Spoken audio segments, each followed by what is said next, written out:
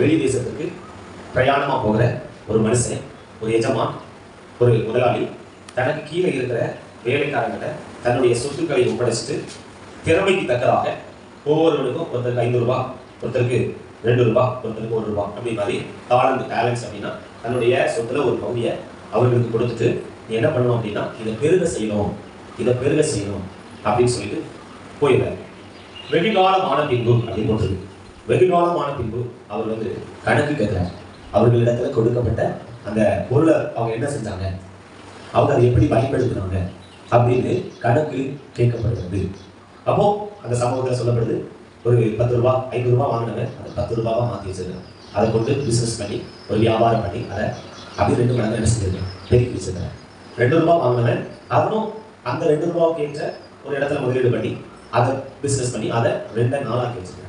ஆனா 1 வாங்கினவன் என்ன பண்ணான் அப்படின்னா எதையுமே செய்யாம சோம்பலா இருந்து மண்ணுக்கு கீழே புதைச்சி வச்சுட்டு எஜமான் வரும்போது அவன் கொடுத்ததை அவன் செலவழிக்கல, ஆனா கொடுத்ததை கொண்டு திருப்பி கொடுக்கல. அப்போ அந்த எஜமான் கோவப்பட்டு அவனுக்கு ஒரு தண்டனை கொடுத்து அதில் என்ன சொல்லப்பட்டிருக்குன்னா பொல்லாத சோம்பலான ஊழியக்காரனே அப்படின்னு சொல்லிட்டு அவனை என்ன பண்றாருன்னா சிறைச்சாலையில போடுறத பார்க்கலாம். அதுக்கு பிறகு அந்த 1 ரூபாவை வாங்கி அந்த ஒரு ரூபா மதிப்புல அந்த இடம் வாங்கி 10வது நாள்ல அவங்க கிட்ட கொடுத்துட்டு அவருக்கு போயிருக்காரு. இதுதான் ஒரு சம்பவம். வேதத்துல இயேசு சொல்லப்பட்ட ஒரு உணவு. என்ன பண்றாரு அப்படின்னா ஆண்டவர் வந்து இந்த உலகத்துல எல்லாமே கணக்கிடப்படுகிறது. இந்த உலகத்துல நம்முடைய வாழ்க்கை, இப்ப நமக்கு ஒரு வாழ்க்கை கொடுக்கப்பட்டிருக்கு. நமக்கு 50 வருஷமோ 60 வருஷமோ 70 வருஷமோ 80 வருஷமோ 100 வருஷமோ நமக்கு தெரியாது. ஆனா நமக்கு கொடுக்கப்பட்ட வாழ்நாள் காலத்துல நாம அதை பயன்படுத்தி என்ன செய்தோம் அப்படின்னு சொல்லி நம்முடைய மரணத்துக்கு பிறகு கணக்கு கேட்பார் கர்த்தர் அப்படின்னு சொல்லுவோம். இதெல்லாம் கணக்கு கேட்பார் அப்படின்னா மத்தேயு 12ஆம் அதிகாரம் 36ஆம் வசனம் சொல்லுது, மனுஷர் பேசும் வீணான வார்த்தைகள் யாவையும் குறித்து நியாய தீர்ப்பு நாளில் கணக்கு ஒப்புவிக்க வேண்டும் என்று உங்களுக்கு சொல்லுவேன் ஆண்டவர் சொல்லி கேட்கிறார். இப்போ நம்ம வாய் இருக்குது அப்படின்னு சொல்லி கண்டதை பேசிட முடியாது. பைபிள் போட்டிருக்கிறது, பஞ்சில் பம்பு புத்தீனமான பேச்சும் தகாதவைகள் ஸ்தோத்திரம் செய்தலே தகும் அப்படின்னு. ஏழையை பரியாசம் பண்ணுகிறவன் அவளை உண்டாக்கினவனை நிந்திக்கிறான் அப்படின்னு சொல்றது. அப்போ நாம வந்து நம்முடைய வாயின் வார்த்தைகளை அளந்து பேசணும். ஒரு பழமொழி சொல்லுவாங்க, ஆத்துல போட்டாலும் அளந்து போடணும் அப்படின்னு சொல்லுவாங்க. ஆத்துல போட்டாலும் என்ன செய்யணும், அளந்து போடணும். ஒரு வார்த்தை எடுத்துட்டோம்னா அதை திரும்ப எடுக்கிறதுக்கு ரொம்ப கடினம். அப்படி வீசி கடுகு அள்ளி மணல்ல வீசிட்டோம் அப்படின்னா திரும்ப அந்த கடுகை பொறுக்கிக்கொள்ள என்ன செய்ய முடியாது. அப்போ நாம பேசுகிற வார்த்தைகளை குறித்து மிகவும் எச்சரிக்கையா இருக்கணும். நாம கூடுமான வரைக்கும் பாசிட்டிவான வார்த்தைகளை பேசணும், நன்மையான வார்த்தைகளை பேசணும், உற்சாகப்படுத்துகிற வார்த்தைகளை பேசணும். ஆண்டவர் நமக்கு என்ன சொல்லியிருக்கிறார்னா, நாம ஆசீர்வதிக்கப்படும்படி அழைக்கப்பட்டிருக்கிறதுனால ஆசீர்வதிக்கவே அஞ்சி சபியாதிருங்கள் அப்படின்னு. ஆசீர்வதிக்கவே அஞ்சி சபியாதிருங்கள். மரணமும் ஜீவனும் நாவின் அதிகாரத்தில் இருக்கிறது, அதில் பிரியப்படுகிறவர்கள் அதை கனியை புசிப்பார்கள் அப்படின்னு. இப்ப நம்ம எப்படி பேசுறோமோ அப்படிதான் நம்முடைய வாழ்க்கை இருக்கும். நம்ம பேசுகிற வார்த்தை மிகவும் முக்கியம். அப்ப ஆண்டவர் என்ன கணக்கு வைக்கிறாரு, நாம பேசுகிற வார்த்தைகளை குறித்து கணக்கு வைக்கிறார். அப்ப சாபமான வார்த்தைகளை நம்ம என்ன செய்வாங்க, பேசணும். இயேசுவை சிலுவையில் அறையும் போது அவரை சிலுவையில் மரணத்துக்கு ஒப்பு கொடுத்த யூதர்கள் சொன்னாங்க, இந்த இரத்த பலி என்ன சொன்னாங்க, இந்த இரத்த பலி எங்கள் மேலும் எங்கள் பிள்ளைகள் மேலும் இருக்கட்டும் அப்படின்னு சொன்னாங்க. என்ன சொன்னாங்க, எங்க மேலையும் எங்க பிள்ளைகள் மேலையும் இருக்கட்டும் அப்படின்னு. அப்போ அவங்களா தங்களை சபிக்கிறாங்க.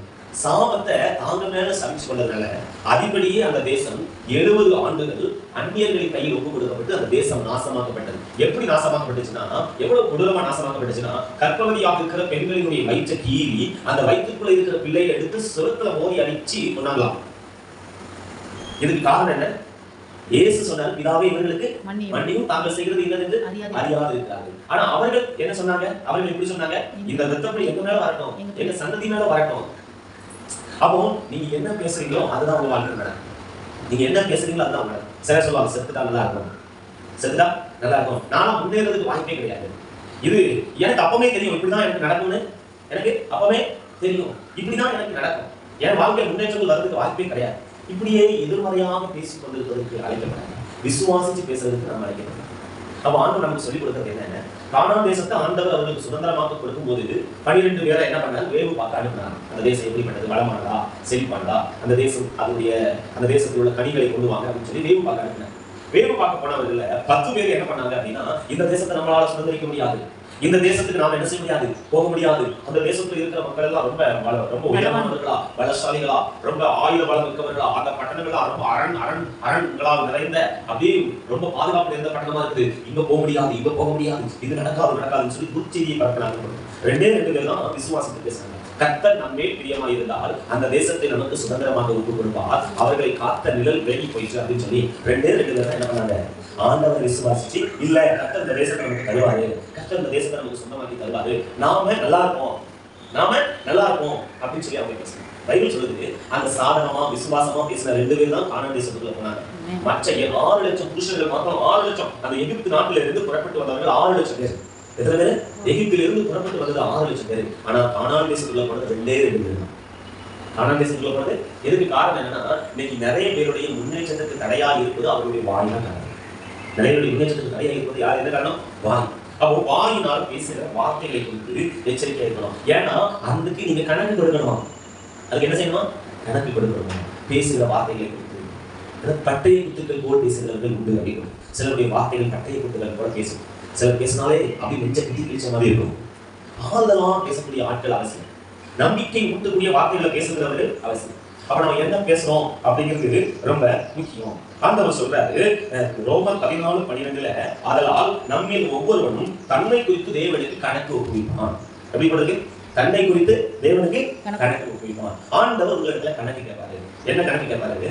உனக்காக நான் மரித்தேனே, எனக்காக நீ என்ன செய்தாய், உனக்காக நான் மரித்தேனே, எனக்காக நீ என்ன செய்தாய். இந்த பாடல் ஸ்ரீ வருகிறோம். எத்தனை ஆத்மாக்கள் ஆதாயப்படுத்திருக்கீங்கன்னு சொல்லி ஞாயிற்றுக்கு நல்ல என்ன செய்வாராமா, கணக்கு கேட்பார். யாருக்காவது அவரை பற்றி சொல்லிட்டீங்களா அப்படிங்கிறது கணக்கு கேட்பார். அப்போ வசனம் சொல்லுது, ஆதலால் நம்மில் ஒவ்வொருவரும் தன்னை குறித்து தேவனுக்கு என்ன செய்வானாம், கணக்கு ஒப்புவிப்பாங்க. அப்போ 6 சாவு 100 சாவுன்னு சொல்லிடுறாங்க. ஆனா நம்ம வாழுகிற நாட்களின் அடிப்படையில தேவனுக்கு நம்ம என்ன செய்யணும், கணக்கு ஒப்புவிக்கணும். ஆண்டவர் கணக்கு கேட்டா, ஒருத்தங்கிட்ட கொடுத்துட்டு போனதை வச்சு கணக்கு கேட்டார். நான் உனக்கு 10 ரூபா கொடுத்தேன் என்ன பண்ணேன், நான் உனக்கு 5 ரூபா கொடுத்தேன் அதை என்ன பண்ணேன், நான் உனக்கு 2 ரூபா கொடுத்தேன் அதை என்ன பண்ணேன். அப்போ கணக்கு கேட்பார். அப்போ கணக்கு கேட்கறதுனால அப்போ உனக்கு ஒரு 50 வருஷம் கொடுத்தேன் என்ன பண்ணேன், உனக்கு 60 வருஷம் கொடுத்தேன் என்ன பண்ணேன், உனக்கு 100 வருஷம் கொடுத்தேன் என்ன பண்ணேன். அப்போ பாருங்க வசனம் சொல்லுது, அப்போ எல்லாமே கணக்கிடப்பட்டிருக்கிறது நம்முடைய வாழ்க்கை. நம்ம இப்படி சும்மா மனமோட கண்டதை காட்சி கொண்டதை கூட வாழ்றதுக்கு நம்ம இந்த பூமியில வரல. லூக்கா 12:7 சொல்லுது, உங்கள் தலையில் உள்ள மயிரெல்லாம் எண்ணப்பட்டிருக்கிறது, ஆதலால் பயப்படாதீர்கள், அநேக அடைக்கலால் துணிகளை பார்க்கிறோம், நீங்கள் விசேஷித்தவர்களாக இருக்கிறீர்கள். என்னது? எதை எங்க வச்சிருக்காராமா?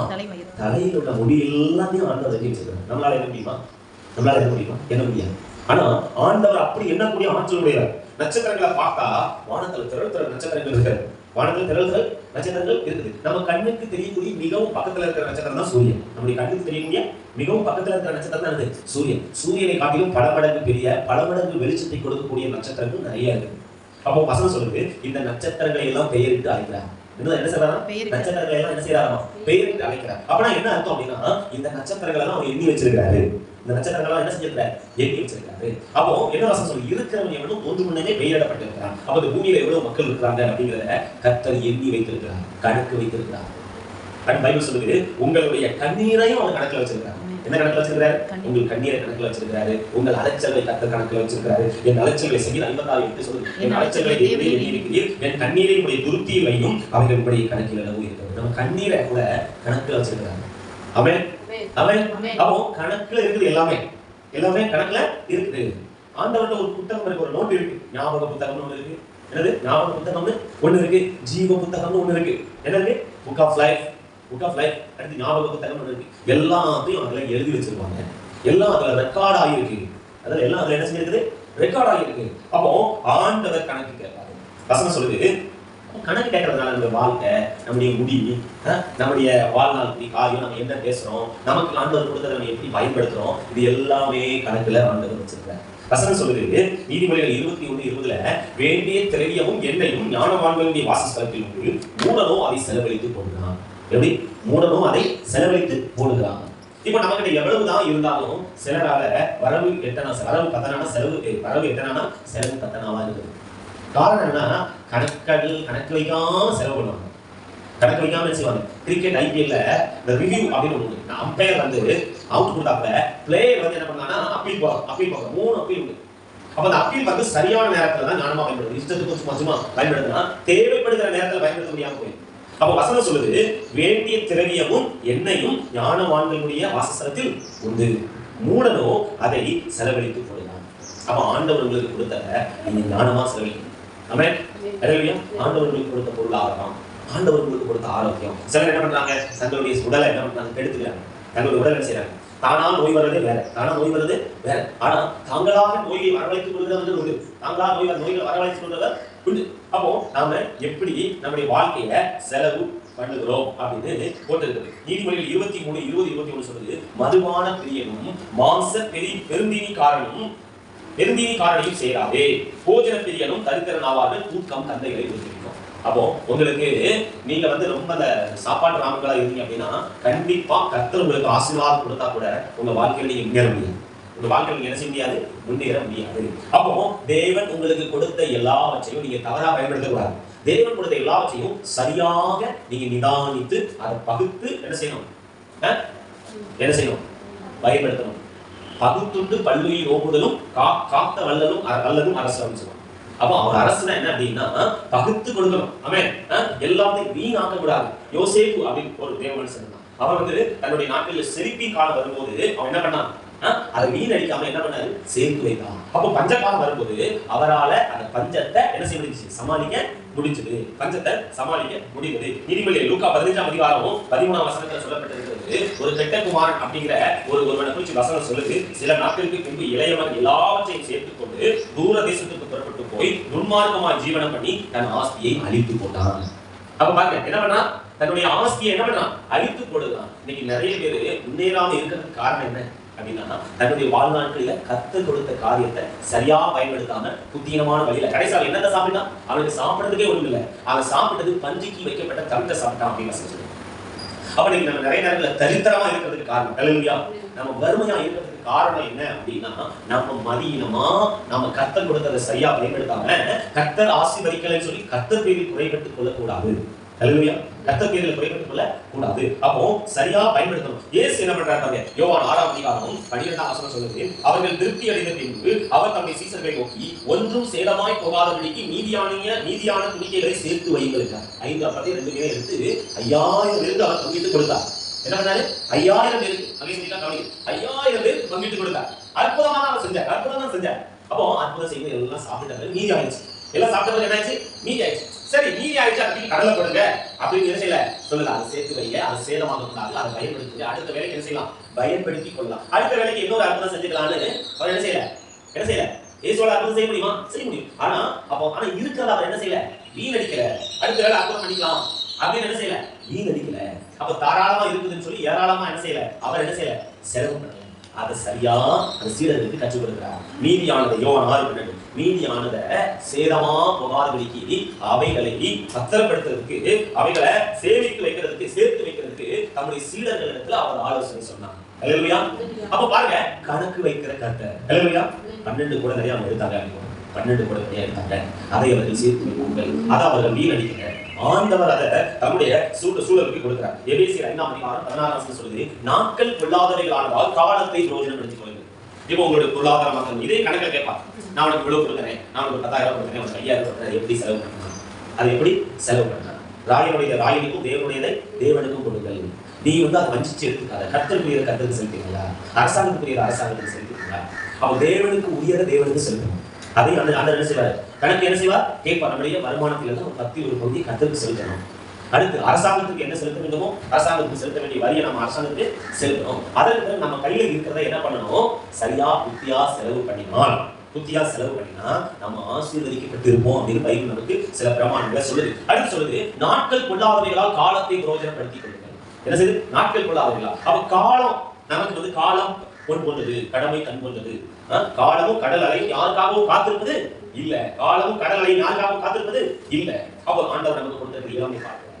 உன் இளமையை குறித்து ஒருவனுக்கு அசட்டை பண்ணாதபடிக்கு எச்சரிக்கையாக இள வயது வாலிபையும் வாங்கினே அப்படின்னு சொல்லுவாங்க. அப்ப இளமை காலத்தை நம்ம எப்படி பயன்படுத்துறோம், நம்முடைய வாழ்நாட்களை எப்படி பயன்படுத்துறோம், தேவன் கொடுத்த நேரத்தை எப்படி பயன்படுத்துறோம், ஆண்டவருக்குரிய நேரத்தை கொடுக்கிறோமா. அதிகாலையில் என்னை தேடுகிறவன் என்னை கண்டறிவான் அப்படின்னு சொல்லி அதிகாலையில் என்னை தேடுகிறவன் என்னை தூக்கம் கந்தைகளை விடுத்து வைக்கும் அப்படின்னு பயன்படுத்தும். என்ன பண்றோம், தூக்கம் கந்தைகளை துணிக்கிட்டே கண்டானா அவனுக்கு நல்ல ட்ரெஸ் கூட கிடைக்காது அப்படின்னு சொல்லுவாங்க. அறுப்பு காலத்துல தூங்குகிறவனுக்கு வந்து விதைக்கிற காலத்துல தூங்குகிறவனுக்கு அறுப்பு காலத்துல பிச்சை கேட்டாலும் அவனுக்கு கிடைக்காது அப்படின்னு சொல்லி ஆண்டவர் நமக்கு ஞானத்தை தருவாங்க. அப்போ வசனம் சொல்லுவாங்க நீதிமொழிகள் 10:5 கோடை காலத்தில் சேர்க்கிறவன் புத்தி உள்ளவன், அறுப்பு காலத்தில் தூங்குகிறவனும் லெச்சை உண்டாக்குகிறவன். எறும்பு வந்து கோடை காலத்துல அப்போ பாசிபிளான சிச்சுவேஷன்ஸ்ல எந்தெந்த காலங்கள்ல சரியா நம்ம சம்பாதிக்க முடியுமோ, நேரத்தை பயன்படுத்த முடியுமோ, காற்றுள்ள போதே தூச்சிக்கொள் அப்படின்னு சொல்லுவாங்க. காற்றுள்ள போதே தூச்சிக்கொள். அப்ப காலத்தை கரெக்டா பயன்படுத்த கர்த்தர் நமக்கு ஞானத்தை தருவாங்க. காலமும் எல்லாருக்கும் நம்ம 100 வருஷம் கிடைச்சிருந்தா, எல்லாருக்கும் 100 வருஷம் கிடைச்சிருந்தா வாழ்றதுக்கு, எல்லாருக்கும் 50 வருஷம் கிடைச்சிருந்தா, எல்லாருக்கும் 80 வருஷம் கிடைச்சிருந்தா, பைபிள் சொல்லுங்க மனுஷனுடைய ஆயுசு நாட்கள் 70 ஆண்டுகள், வளர்த்தி மீதினா 80 ஆண்டுகள். அதுவும் வருத்தமும் சஞ்சலமா இருக்கணும். அப்போ இந்த வாழ்நாட்கள் நம்ம வாழ்ற நாட்கள் பொல்லாதவைகள். அப்போ இந்த பொல்லாதவைகளை எரிகிற வீட்டுல பிடுங்குற வரைக்கும் லாபம் அப்படின்னு சொல்லுவோம். எரிகிற வீட்டுல பிடுங்குற வரைக்கும் லாபம். அப்போ இந்த காலங்கள் கடினமான காலங்களா இருக்குது. ஒருவனும் கிரியை செய்யக்கூடாத ராக்காலம் வருகிறது அப்படின்னு சொல்லுவோம். ஒருவனும் கிரியை செய்யக்கூடாத ராக்காலம் வருது, ஒரு டார்க் டேஸ் வருது, ஒரு மழைக்காலம் வருது. மழை காலத்துல வெளியே போக முடியாது, மழை காலத்துல செய்ய முடியாது, வெளியே போக முடியாது. இந்த எறும்புகளை பாருங்க, அது அப்படி சுறுசுறுப்பா கோடை காலத்துல இருக்கிறதுனால மழை காலத்தை குறித்து அது என்ன செய்யறதுல கவலைப்படுறது. ஒரு நீதிமொழிகள்ல புத்தி உள்ள பெண்ணை குறித்து வசனம் சொல்லுவார். நீதிமொழிகள் 31 குளிருக்கு பயப்படாது அப்படின்னு வசனம். நீதிமொழிகள்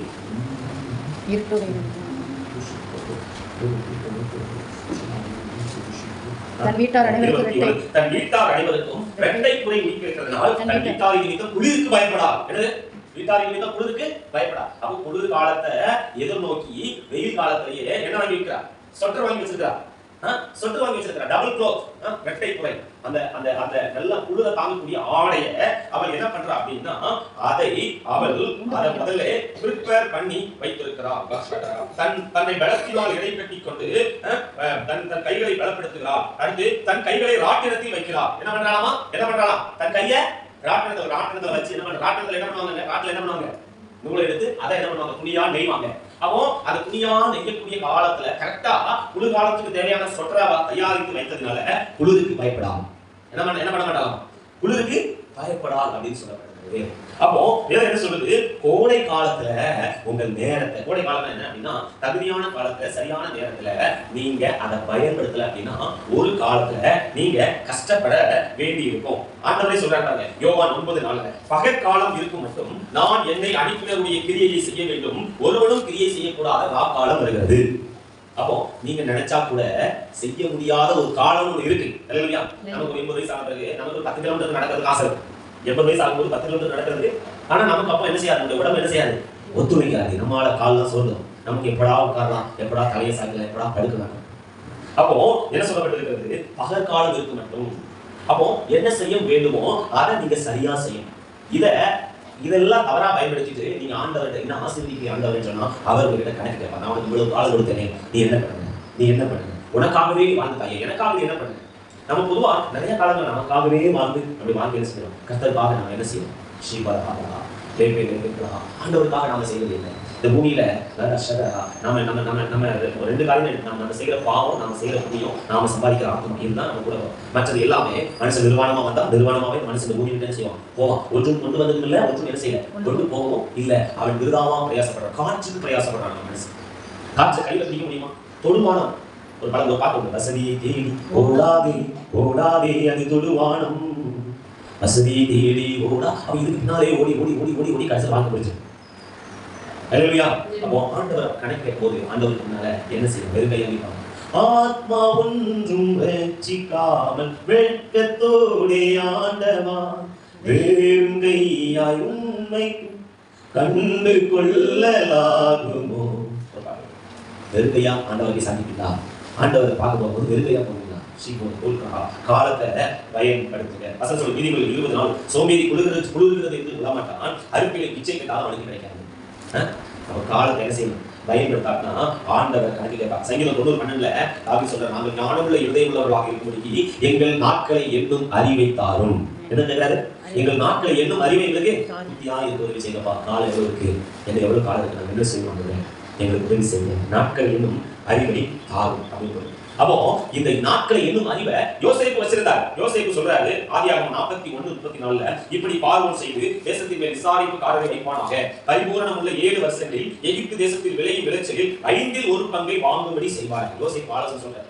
10 1 பங்கு தான் ஆண்டவரே சொல்லியிருக்காரு. ஆனா பஞ்சகாலம் வரச்சுன்னா கொஞ்சம் கூட இருக்கிறதெல்லாம் நிறுத்திக்காம 5ல 1 5 1னா 10ல 2 5க்கு 1னா 10க்கு 2 அப்ப 100 ரூபாய் வருது அப்படின்னா அடுத்த 7 ஆண்டு பஞ்சம் வரப்போகுது அப்படின்னா 100 ரூபாய் நம்ம வழக்கமா ஒரு 1 ரூபாய் சேமி 100 ரூபாய்க்கு 10 ரூபாய் சேமிக்கிறோம்னா 100 ரூபாய்க்கு 20 ரூபாய் சேமிக்கணும். அப்படி சேமிச்சா பட் எல்லாரும் மெலிஞ்சு போனாங்க. அப்படி போடுது எல்லா சுற்றுள்ள தேசமும் என்ன செஞ்சுச்சு? பஞ்சத்தால மெலிந்து போனது. ஆனா எகிப்தில் ஆகாரம் இருந்தது அப்படின்னு என்ன இருந்தது? எகிப்துல ஆகாரம் இருந்தது. அப்ப அதை கணக்கு வச்சு கரெக்டா வாழ்ந்ததுனால அந்த பஞ்சத்தை அவர்களால் எதிர்கொள்ள முடிஞ்சிச்சு. கடினமா திட்டமிட்டு பயன்படுத்தி வாழ்வதனால குளிர்காலத்தை என்ன செஞ்சிச்சு? எதிர்கொள்ள முடிஞ்சிச்சு. அப்போ குளிரையும் பொருட்படுத்தாம முழுவதற்கு தன்னுடைய நேரத்தை பயன்படுத்தினால அறுப்பு காலத்துல அறுவடைய செய்ய முடிஞ்சிச்சு. கோடை காலத்தை வீண் பண்ணாம அந்த காலத்துல ஆகாரத்தை சம்பாதிச்சதுனால மழை காலத்துல எறும்புக்கு சாப்பிடுறதுக்கு ஆகாரம் இருந்துச்சு. பகற்காலத்துல செயல்பட்டதுனால பகற்காலத்துல என்னெல்லாம் செய்ய முடியுமோ அதெல்லாம் செஞ்சதுனால ராக்காலம் வந்தா கூட அந்த காலத்தை குறிச்சு ஒரு பயம் இல்ல. அல்லேலூயா. அப்ப நம்ம எப்படி இருக்கிறோம்? பகல் காலத்துல என்ன செய்யறோம்? குளிர் காலத்துல என்ன செய்யறோம்? அப்போ வேதம் நமக்கு என்ன சொல்லுகிறது? நீதிமொழிகள் சரி ரோமர் 12ஆம் அதிகாரம் 1ஆம் வசனம் அசதியா இராமல் ஜாக்கிரதையா இருங்கள், ஆவியிலே அனலா இருங்கள், கர்த்தருக்கு ஊழியம் செய்யுங்கள். அனலா இருக்கு எப்பவும் அப்படின்னு சொல்லி மதியலாம். அனலா இருக்கணும், ஆவியில அனலாக இருக்கணும். தேவன் உங்களுக்கு கொடுத்திருக்கிற திறமைகளை, தேவன் உங்களுக்கு கொடுத்திருக்கிற தாளந்துகளை நீங்க என்ன செய்யணுமா? பயன்படுத்தணும். 1 தீமோத்தேயு 4ஆம் அதிகாரம் 14ஆம் வசனம் சொல்லுது, மூப்பராகிய சங்கத்தார் உன்மேல் கைகளை வைத்தபோது தீர்க்கதரிசனத்தினால் உனக்கு உண்டான அளிக்கப்பட்ட வரத்தை பற்றி அசதியாயாதே. 1 தீமோத்தேயு 4:14 ஆண்டவர்களுக்கு கொடுத்த வரம் ஆவி வரங்களை பயன்படுத்து. நீ பயன்படுத்து. உனக்கு கொடுத்த எல்லாத்தையும் சரியா பயன்படுத்தினால் ஆண்டவர் கணக்கு கேட்கும்போது தைரியமா நம்ம என்ன செய்யலாம்? சொல்ல முடியும். எக்ஸாம்பிள் நல்லா படிச்சு நல்ல மதிப்பெண் எடுத்துருந்தோம்னா நமக்கு போன் பண்ணி கேட்கறவங்க எல்லார்ட்டையும் சந்தோஷமா நான் இத்தனை மார்க்கு சொல்ல முடியும். ஆனா நம்ம அந்த காலங்களெல்லாம் வீண் அடிச்சுட்டு நம்ம வீண் பண்ணியிருந்தோம் அப்படின்னா அந்த காலம் வரும்போது மற்றவங்க கேட்கும்போது நம்மளால என்ன செஞ்சாரு? தலைநிமிர்ந்து என்ன செஞ்சாரு? நிற்க முடியாது. ஆகவே தேவனுக்கு கொடுத்த வரத்தை என்ன செய்ய? வீணடிக்காதீங்க. தேவனுக்கு கொடுத்த காலத்தை வீணடிக்காதீங்க. தேவனுக்கு கொடுத்த திறமையை வீணடிக்காதீங்க. தேவனுக்கு கொடுத்த நேரத்தை வீணடிக்காதீங்க. தேவனுக்கு கொடுத்த பொருளாதாரத்தை வீணடிக்காதீங்க. தேவன் உங்களுக்கு கொடுத்த நல் வார்த்தைகளை பேசுறதுக்கு வாய்ப்பு இருக்கும்போது கெட்ட வார்த்தைகளை பேசி அதனால உங்க மேல சாபத்தை வரவழைத்து கொள்ளாதீர்கள். அல்லேலூயா. நீங்க இத கரெக்டா இருந்தீங்கன்னா பைபிள் சொல்லுது, கொஞ்சத்தில் உண்மையா இருக்கிறவன் அநேகத்துக்கு அதிகாரியாக வைக்கப்படுவான். உண்மை உள்ள மனுஷன் பரிபூர்ண ஆசீர்வாதத்தை பெறுவான். அப்ப ஆண்டவர் ஆசீர்வதிக்க முன்னதாக உங்ககிட்ட என்ன கேட்பாரு? கொஞ்சத்தை வச்சு டெஸ்ட் பண்ணுங்க. அந்த கொஞ்சத்துல நீங்க உண்மையா பைபிள் படிக்கல அந்த 5 தாளங்க வாங்குறாங்க, அதை 10ஆ மாத்தினதுனால ஒண்ணு வீணா வச்சுட்டு இருந்தவங்க இருந்து வாங்கி திரும்ப என்ன பண்ணாரு?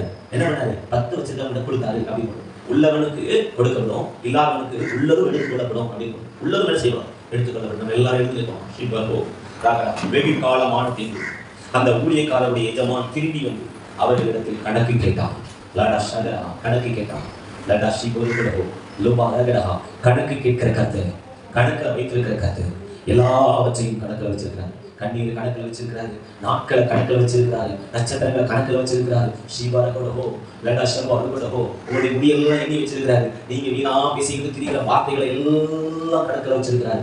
ஸ்ரீபார கணக்கில் வச்சிருக்கிறார். உங்களை அவர் வாட்ச் பண்ணிட்டு இருக்காரு. நன்மை செய்கிற உண்டோடு சொல்லி பரலோகத்துல இருந்து வாட்ச் பண்ணிட்டு இருக்காரு. நம்ம கம்பெனியில வேலை செய்யற இடத்துல சிசிடிவி கேமராவை வச்சு நம்மளை அப்படியே கண்காணிக்கிறாங்க. நான் நேற்று ஒரு கடைக்கு போயிருந்தேன். அந்த கடையில அந்த டீ கடையில வேலை செய்யற ஒருத்தர் இருக்கார். அந்த ஓனர் வந்து எங்க இருக்கிறார்? கோயம்புத்தூர்ல இருக்கிறார். இந்த டீ கடை திருப்பூர்ல இருக்கு. அதுல ஒரு கேமரா மாட்டி இருக்காங்க. அந்த கேமராவை கோயம்புத்தூர்ல இருந்து ஒரே கேமரா தான் இருக்கு. அந்த கேமராவை எப்படி வேணாலும் திருப்பிக்கலாம். அந்த கேமரா அங்க இருந்து இங்க இருக்கிற கேமராவை எப்படி வேணாலும் திருப்பிக்கலாம். கல்லாப்பட்டியில இருக்கிறவன் என்ன பண்றான்?